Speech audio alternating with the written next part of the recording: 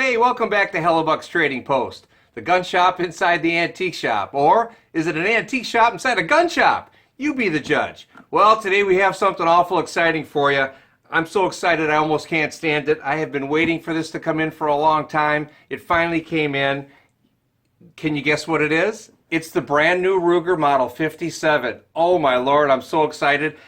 In fact, I don't even want to talk anymore. I just want to open this box. Let's do it right now.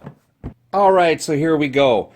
The Ruger Model 57. First of all, it comes in a very nice hard case. It's a pretty big size hard case, but it's a very nice hard case nonetheless. We open it up, we have the typical instruction manual, warranty cards, and to be honest with you, I really don't care about the paperwork. Let's get right to the pistol.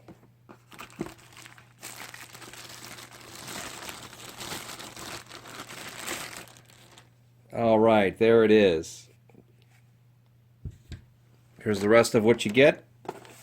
It's a molded tray that does come out, so you can hide money or whatever else you want underneath there. Safety cable lock, and it does come with 2 mags. Mags are pretty interesting. I'll go over that in a second. So let's get this out of the way.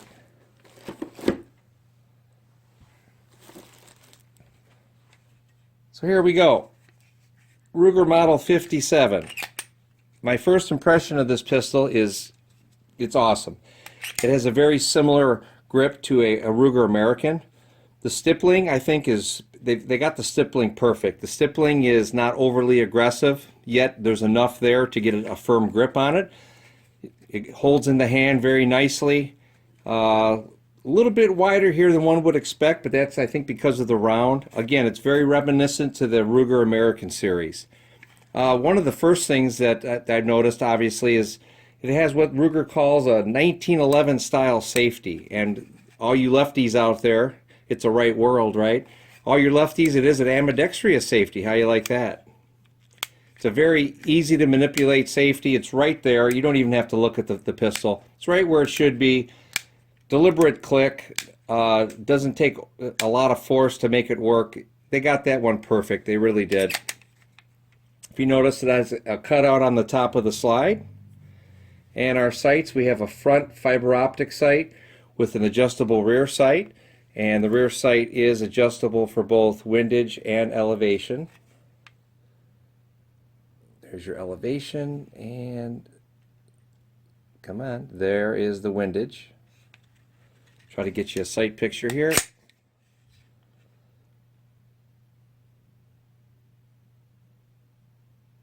And we all know what green fiber optics looks like. So moving right along, this has a 4.94 inch barrel. Pretty close to 5 inches. It's got a 1 in 9 twist. Overall weight on this one, according to my scale, is 1 pound 8.5 ounces. So it's about 24.5 ounces in weight. It's real close to the size of the FN. We're going to show you that in a second also. It does have a black oxide finish. It does come with 2 mags. One thing about the mag release I noticed, I have larger size hands, not overly too large. I do have to kind of shift my grip a little bit forward to hit that mag release. Just something I wanted to point out. I don't think it's necessarily a problem, but if I'm holding the gun normally like this and I'm firing, when I go to hit the mag release, it's just I have to kind of turn the pistol a little bit. Probably shouldn't even mention it, but it's just something I noticed. I wanted to point it out to you. It does have a reversible magazine release. Go figure, if they're going to put an ambidextrous safety on it, why not put a switchable mag release also? So you left-handed guys, you got to love that. It has a larger rail than the FN version. It has a 5-slot Picatinny rail for light or laser or any other accessories, a cup holder that you want to put on it. It does have an average trigger reset to it. One thing I've noticed, the trigger does have a lot of movement. There's definitely a lot of take-up and a lot of creep. We'll show you here. Okay, there's the wall. Still has plenty of movement before she fires. Show you that one more time. Lots of slop. Take up our safety paddle, and we're moving, And there's the wall. Now watch. So there's a little bit of travel. I forgot to hold it, and I'm going to show you the reset right now. Reset on this. Right about there. All right. So let's compare it a little bit to the FN57.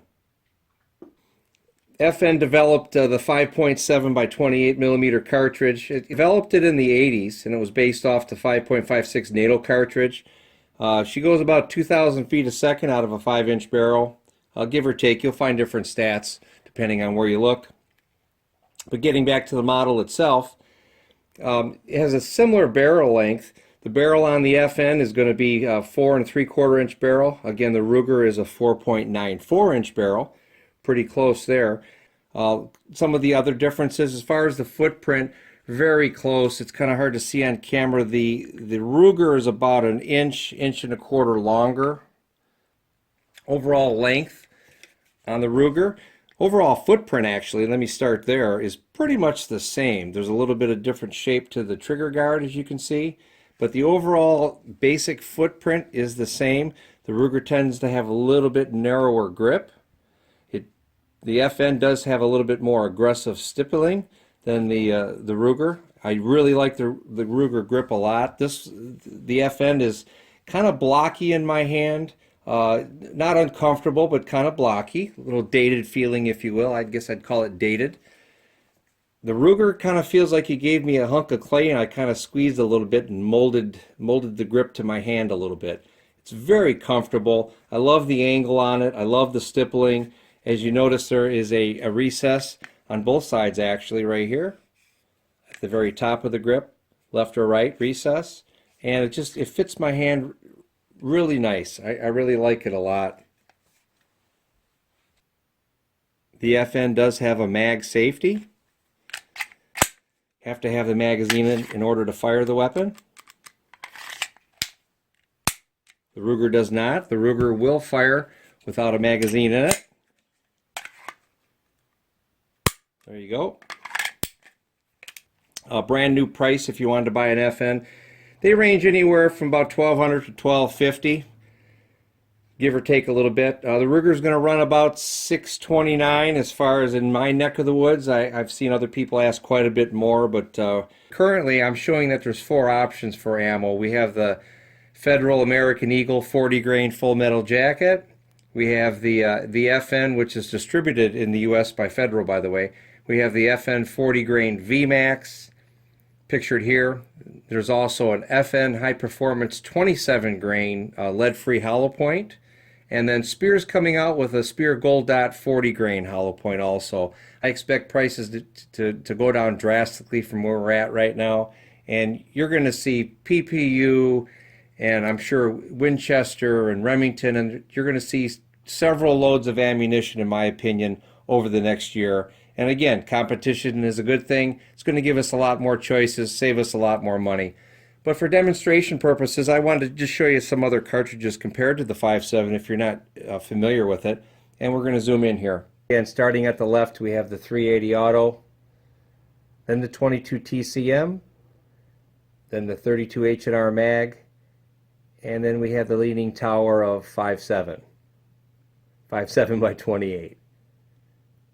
And one thing I noticed about the mag is first of all, it's an all metal mag, which I love, except for the floor plate. The floor plate, of course, is polymer, but it's an all steel mag, 20 round mag. And what's great about it is it loads like a AR mag. You're not loading it like a traditional pistol mag. You can basically just shove them in like this, like you would an AR. Grab some more ammo here for you. A couple more rounds so you can see. Just shove them in. I love how this loads. It loads exactly like an AR mag. Oh, I'm not going to edit that out. That's the funny things that happen when tape's rolling. One last thing I wanted to show you with the Ruger is how easy it is to field strip. So we start out like with any other handgun. Always remove the magazine. Check the chamber, visually inspect, make sure it's completely unloaded. This one's simple. We're going to lock the slide back all the way, as such. Here's your takedown lever. On the right side of the weapon there's a little button. On the opposite side of the takedown lever, we're going to push that really hard. It's a little stiff when they're new. And hear that click? So it clicked, and what happens is the takedown lever now is sticking out just a little bit. See it right there? So now we're going to make sure this takedown lever is pulled all the way out, and we're going to rotate it clockwise down like that. And now we're going to release the slide, and we're going to move the slide forward a little bit, and it comes right off the frame. Real simple. I think my wrist was in the way, but you get the idea. So extremely light frame. If it was any lighter, it would float.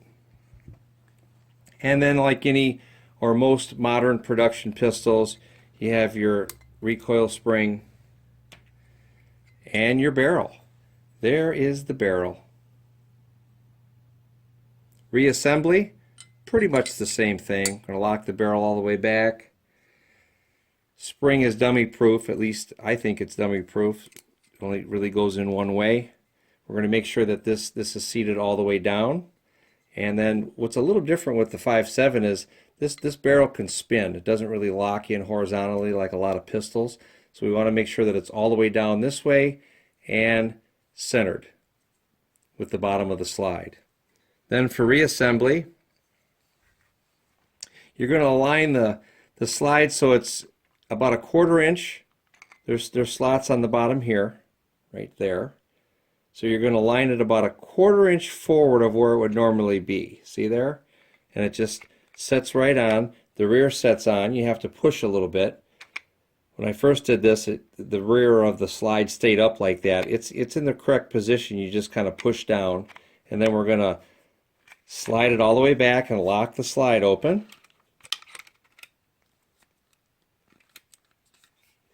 Like that. And then here's an important thing. Minor but important. So in order to return this takedown lever back in the correct position, it won't go any further than that. And the reason for that is you have to make sure the barrel's all the way rearward. So there's not much travel. I just pushed it back a little bit. Now this takedown lever is going to rotate properly into the lock position. It's still not locked yet. See how it's sticking out? But we're all the way up where we should be. So now we're just going to push it in. It's going to click. Now you can see that it's all the way in, flush with the frame. And now we just function test, make sure everything's okay. Incidentally, I imagine it's going to loosen up after a few hundred rounds, maybe 3 or 4. This is reminiscent of the Shield. I cannot one-handed close that slide for the life of me. So that is maybe a break-in period issue. No big deal, but you do have to use 2 hands to release the slide. And there you go. So there you have it, the Ruger Model 57. Boy, I think they sure got a winner here. This is quite the pistol. I'm really impressed.